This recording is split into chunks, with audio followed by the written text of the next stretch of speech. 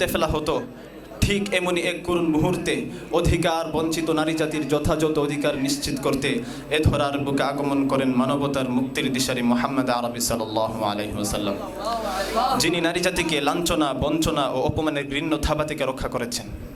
মুহতারাম হাজিরিন, ইউরোপীয় সভ্যতায় বলা হয়েছে নারীদের আদৌ কোনো আত্মা আছে কিনা এ নিয়ে তারা সন্দিহান।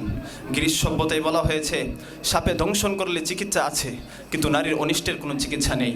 ভারতীয় সতীদা প্রথা দুনিয়ার কারো অজানা নয়, যা আজও মানুষের হৃদয় মনে ঝড় তুলে। যখন কোনো হিন্দু দম্পতির স্বামী মারা যেত, তখন সতীত্ব প্রমাণের জন্য স্ত্রীকে স্বামীর সঙ্গে চিতায় পুড়িয়ে ফেলা হতো। কিন্তু ইসলামই একমাত্র ধর্ম যা নারীকে তার ন্যায্য অধিকার ও মর্যাদা দিয়েছে। নবী করিম সাল্লাল্লাহু আলাইহি ওয়াসাল্লাম নারীর সম্মানার্থে বলেছেন, আল জান্নাতু তাহতা আকদামিল উম্মাহাত। ইসলামে একজন নারী যখন কন্যা, তখন সে রহমত। একজন নারী যখন স্ত্রী, তখন সে নেয়ামত।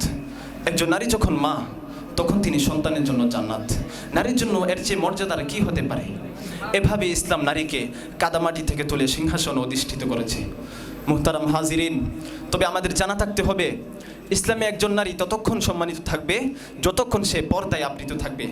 কেননা পর্দা হলো নারীর ভূষণ, নারীর জন্য ঢালস্বরূপ। তাই তো আল্লাহ কুরআনে পর্দাকে ফরজ করে বলেছেন, ওয়াকুল লিল মুমিনাতি ইয়াগদুদনা মিন আবসারিহিন্না।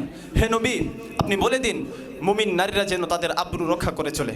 কিন্তু দুঃখজনক হলেও সত্য যে বর্তমানে নারী কমিশনের নামে একদল কুলাঙ্গার নারীবাদী বলে ইসলাম নারীকে চার দেয়ালের ভিতর আবদ্ধ করে রেখেছে, তাদের ব্যক্তি স্বাধীনতা হরণ করেছে। আমি নারী কমিশনকে বলতে চাই, তোমরা যে পশ্চিমা সভ্যতা ও অপসংস্কৃতির কালো ধোঁয়া এদেশে ছড়িয়ে দিতে চাচ্ছ, তাদের নারীদের অবস্থানের দিকে তাকিয়ে দেখো। প্রতি 5 জনের একজন ধর্ষণের শিকার হয় এবং 44% তরুণী অবিবাহিত অবস্থায় গর্ভবতী হয়ে পড়ে। এর কারণ কি?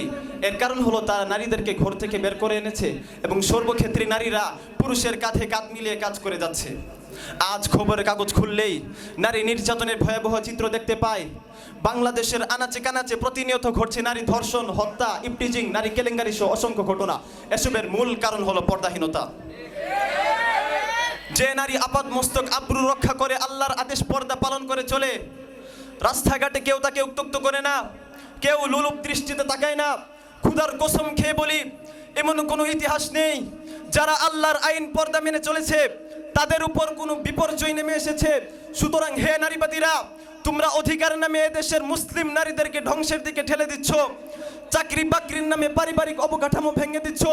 তোমরা হলে বেশ্যা তাসলিমা নাসরিনের ডিম ফুটানো বাচ্চা।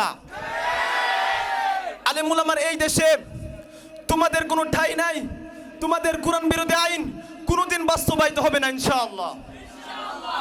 মুহতারাম হাজিরিন, সাম্প্রতিক সময় দেখা যাচ্ছে আমাদের পার্শ্ববর্তী দেশ ভারতে তথাকথিত লাভ জিহাদের নামে উগ্রবাদী হিন্দুরা আমাদের মুসলিম মা বোনদেরকে ধর্ষণ করছে, প্রেমের ফাঁদে ফেলে জোরপূর্বক ধর্মান্তরিত করার পায়তারা চালাচ্ছে, অথচ মুসলিম উম্মাহ ঘুমের ঘরে বিভোর হয়ে আছে।